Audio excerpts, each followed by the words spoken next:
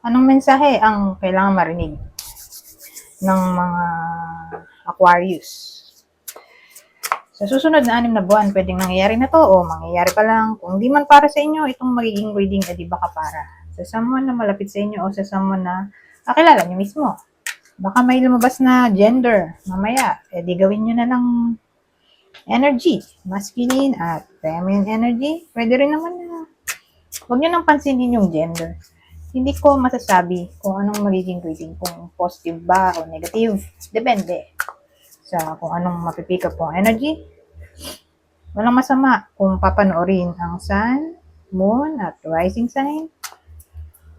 Kasi baka alin man sa mga yan ay mag-resonate na sa sitwasyon nyo.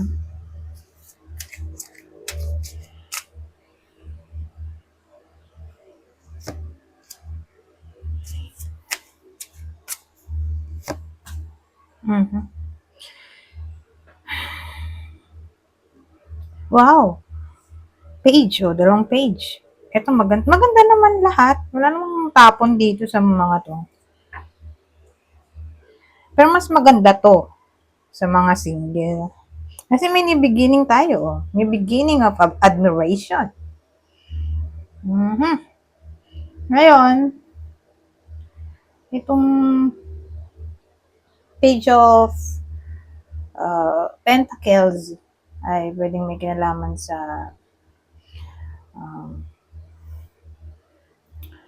pagiging adventurous. Okay? Pero sa topic ng stability. So, anong connect nandito? Sabihin natin medyo clever in a way na kasi maraming student dito Maraming mga bata.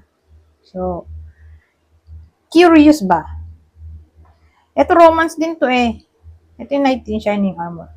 So, probably, in short, para sa mga single, whether kayo to na single o someone na malapit sa inyo o kakilala nyo na single, open sila sa topic ng relationship, new romance, pero ang dating single and ready to mingle. Yun yung point. So sa madaling salita, hindi sila magsisettle down agad-agad sa tao unless aralin muna nilang mabuti. Ganun Ayaw nila magkamali ulit. So, ang dating, hindi sila magsisettle for less o bago sila ma-in love. Mag-investigate muna sila, ganyan, kung compatible ba sila.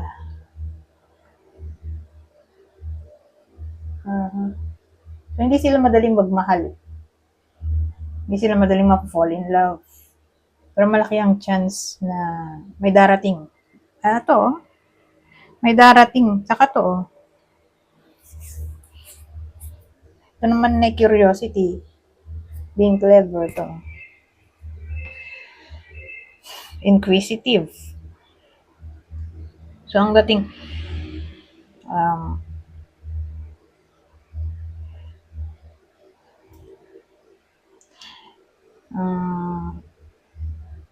magko-collect. Parang ganun Ang dami rin kasing tao dito Pero court cards to.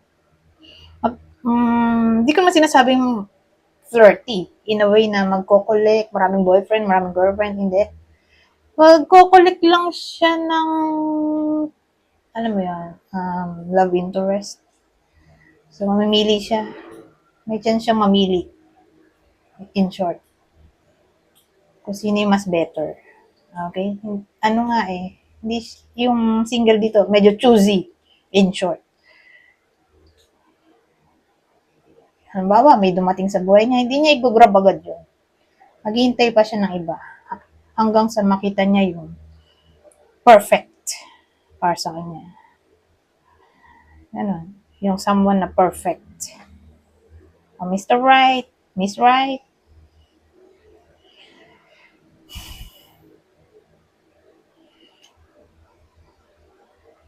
Kasi ito ay card din ng manifestation. So, minamanifest niya yung soulmate niya. Soulmate card din to eh. Nagulat nga ako eh. Na soulmate din pala tong Knight of Cups. Kasi, syempre, depende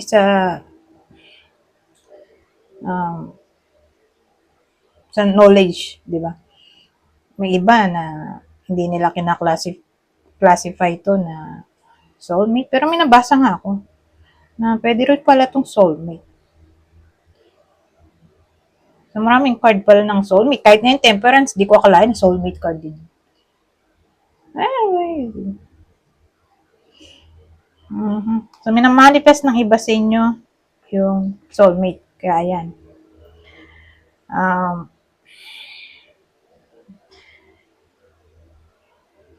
Hihintayin nila yung someone na parang dream come true. Okay? Wala silang pakialam kahit gano'ng katagal. Basta, ang mahalaga, yun yung Mr. Right o Miss Right. Okay?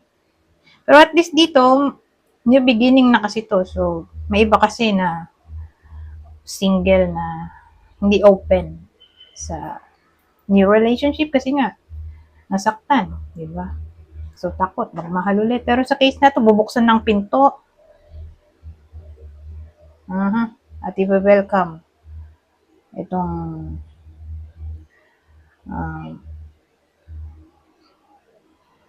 new romance. New romance din naman to. Sabi natin admiration from other people. Pero buti na lang kamon dumating tong Page of Pentacles. Kasi kung ito lang, yan, ganyan. Ito kasi yung tao na madaling ma-fall in love. Kaya nga siya page eh. So, ibig sabihin, immature sa feelings. Buti na lang talaga dumating tong page natin. At the same time, tawag dito, nag-aaral siya eh. Medyo picky. Skeptical, ganun. Logical to eh. Ito, emotional. So, ito, logical. So, maganda rin na dumating si Page of Pentacles para hindi na masaktan ulit ang mga single, di ba? Mahirap ma-fall in love agad-agad. Lalo na, kasi kapag na-fall in love, yung mga tao na kakakilala lang, sila na agad. Tapos break din agad. O, di ba? Sa club. Pero dito nga sa case na to, dahil nandito yung Page of Pentacles, mangigibabaw yung balance. Kasi dalawa sila eh. Dalawang page. Balance yung emotion at logic. At opens adventure kasi page 2 eh. Okay, open naman sa something new. Kaya lang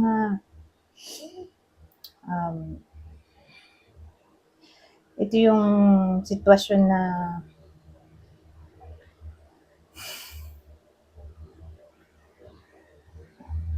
choosy. Maging choosy yung tao dito. Single.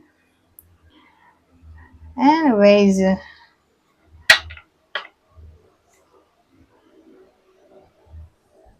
clue. Wala naman tayong binanggit na specific na tao eh. Pero may darating.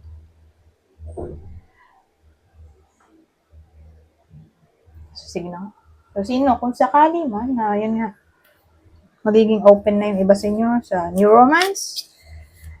Sino yung mga taong possible na dumating sa buhay ng mga single na ito?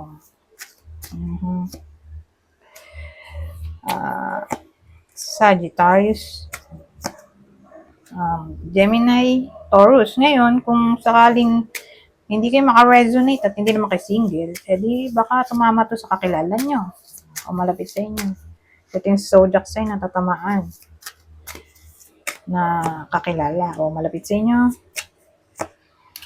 Aquarius, Virgo, Pisces. Ngayon, sa clue naman tayo. So, same instruction. Kung dito tumama sa inyo, di dun sa person nyo, o yung someone na darating, o sa kakilala. Basta clue lang to. Okay? Very young. So, may darating sa buhay ninyo, very young. O dun sa kakilala niyo. Ay, pregnant. O yun. Baka ma-attract nyo to pregnant, single mom, para sa mga lalaki. O baka single yung nanonood na pregnant. Di ba may case na gano'n?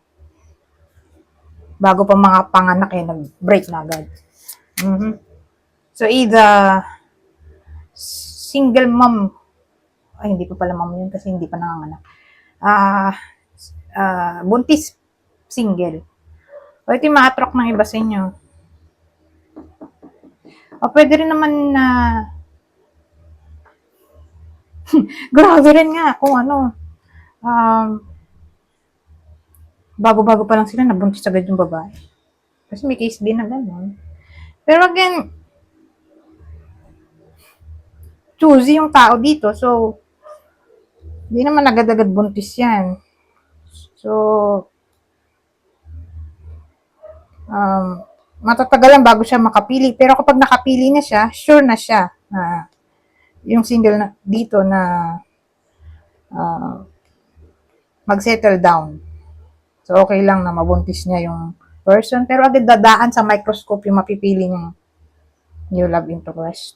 Kung lalaki man yan. Yung single. So, ibig sabihin, hindi basta-basta papasok sa relasyon yung single unless yung lalaki. Unless nabusisi niyang maigi. Ngayon, kung nakita niya na perfect sa kanya yun, edi wala siya pakialam kahit mabuntis niya yung babae. Okay? Kasi sa isip niya, ito na yung soulmate, di ba? Kailangan na niya mag-build ng future family, ganyan.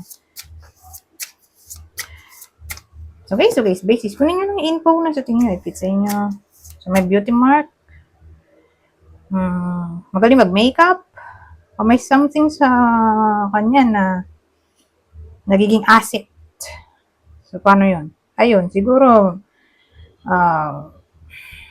may mga lalaki kasi na-attract sa mga babaeng may hikaw, o may taling, o maganda nga mag-makeup. Depende, kasi sa tao, di ba? Kanya-kanya tayo ng trip. Kanya-kanya tayo ng gusto sa isang tao. So, may beauty mark yung taong to. Okay? Yun yung magiging reason bakit ma-attract yung iba sa inyo dito sa taong to o yung taong to sa inyo. Kasi baka kayo pala to na magaling mag-makeup o may beauty mark. Okay? Dark skin. So, may someone na morena. Anyways, saan tayo? Dito ba sa isang lip? Ito. Ano pang masasabi nito? So, tingnan natin kung magdurugtong, pero madalas hindi, yung kwento. Sasabihin ko naman kung magdurugtong. Anyways, susunod na scenario.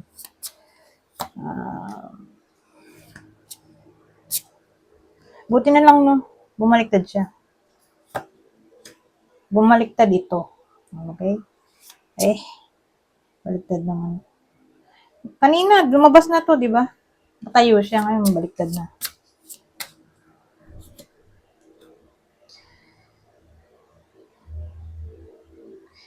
Pero, baliktad din to.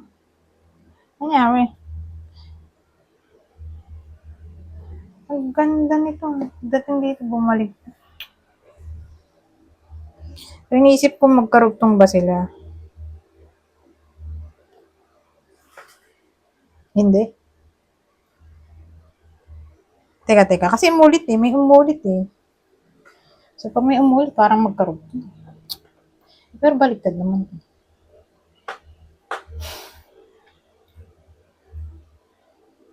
Maganda kung clarify natin itong 3 of Swords na baliktad para malaman natin kung magdurugtong ba itong mga kwento Saan ang galing yan?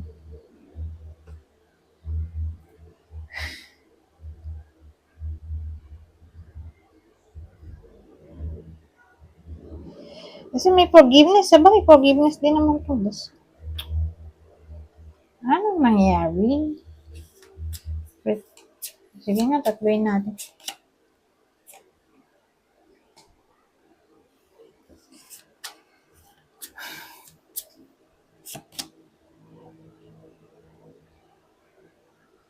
Oh! Knight of Cups. Knight of Cups din to. Ay, magkarugtong sila. Kasi maulit yung mga cards eh. Magkarugtong.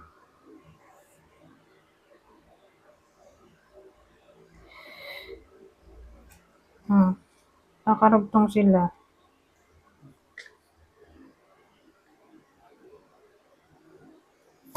Ay, siya rin yung huli. Eh, teka, dito pala ito. Teka. Kasi na yung isa nito. Teka na, dito tuloy ako. Ba't naging...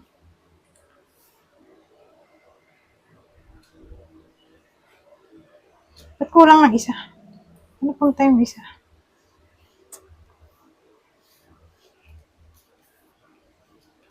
Leto. Ayun.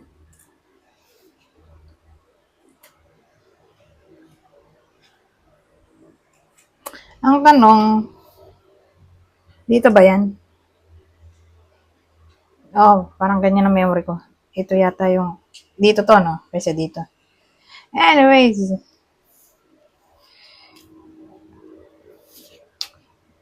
Ito ang tanda ko dito yan. Ito dito. Ganon.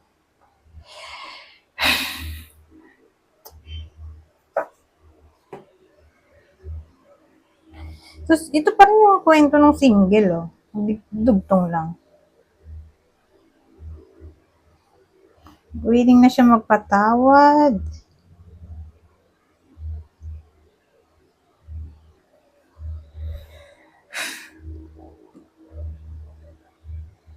So, para malaman nyo, kung para sa inyo ba itong kwento ko, para sa kakilala niya, bakit ba siya naging single?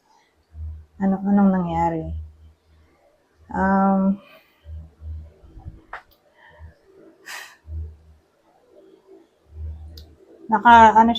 Nakatagpo ng lalaki na mas bata sa kanya. Lalaki o babae? Basta yung ex niya, probably mas bata at nandito yung ones page of one.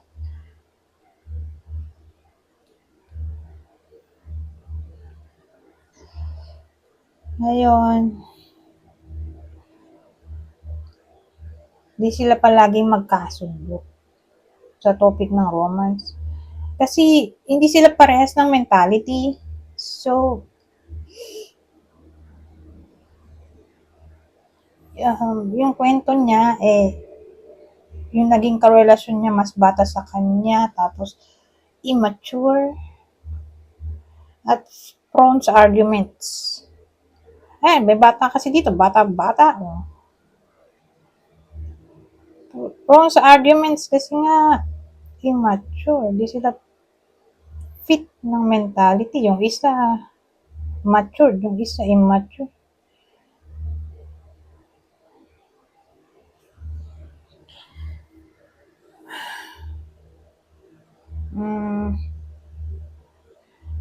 So, pwede rin naman na ang pinagawayan nila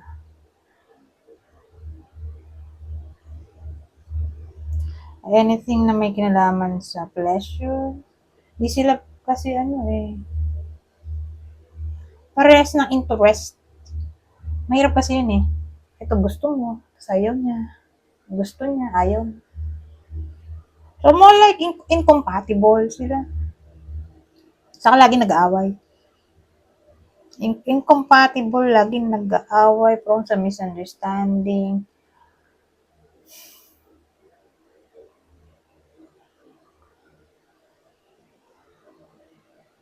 Saka medyo selfish. At ghosting na rin siguro. Ganon. Laging no contact.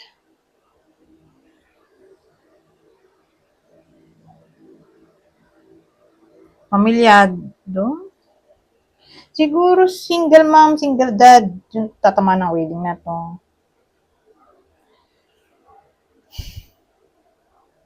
Tapos, block na sila sa isa't isa.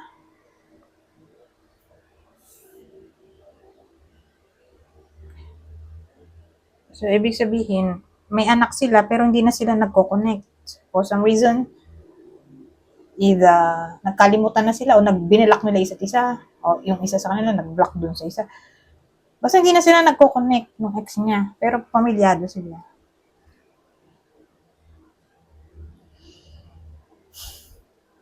Ito, nagkaroon ng trust issues. Kaya pala choosy. Diba sabi ko kanina, choosy yung bida dito. Dahil may trust issues nga. Pero again, ang bida natin single mom, single dad. Na may trust issues. Okay? So, nagdugtong lang yung kwento. So, yan yung description ng taong kinukwento ko. So, pwedeng kayo mismo ako kakilala nyo o malapit sa inyo. Anyways, punta na tayo dito. Ano masasabi nito?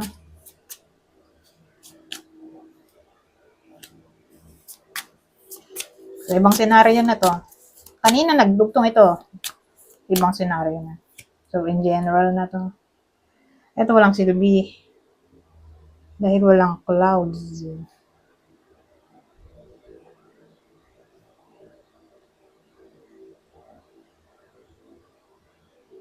At wala rin tao. So, wala siyang silbi.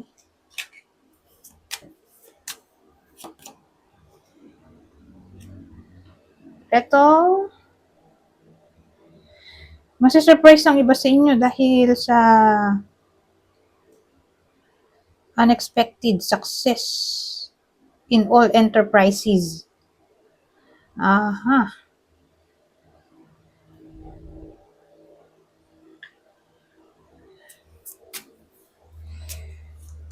So, asahan natin ang good news in all forms na dito.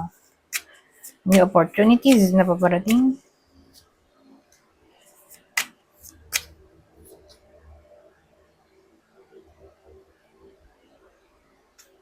Naisip ko kung may silbi ba to.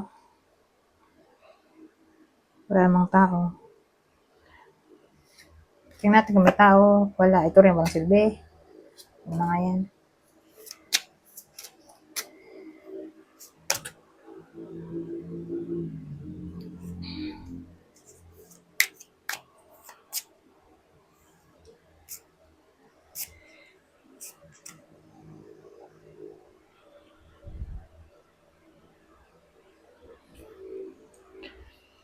Eto, sa case na to, more like nangyayari na to. May away na nangyayari. Okay? Ito, hindi to basta-basta away. Ano siya? Medyo malalang away.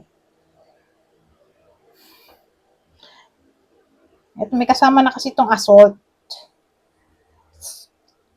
threat, abuse in general. Malala talaga to.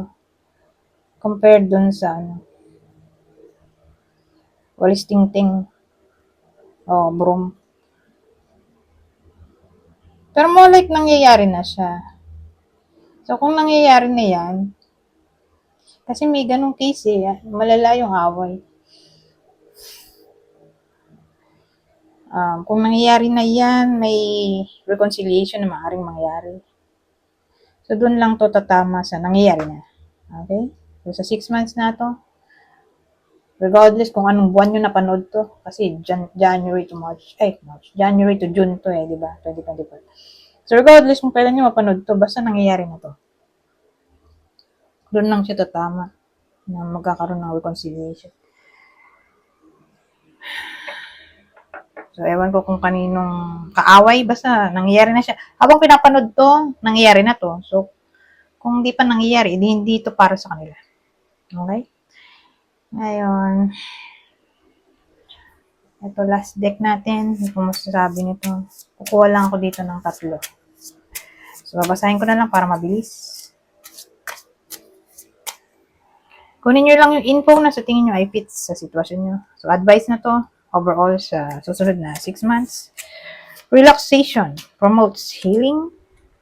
Only in the darkness can we see the stars. Make some time for friends. Anyways, hanggang dito na lang. Goodbye. For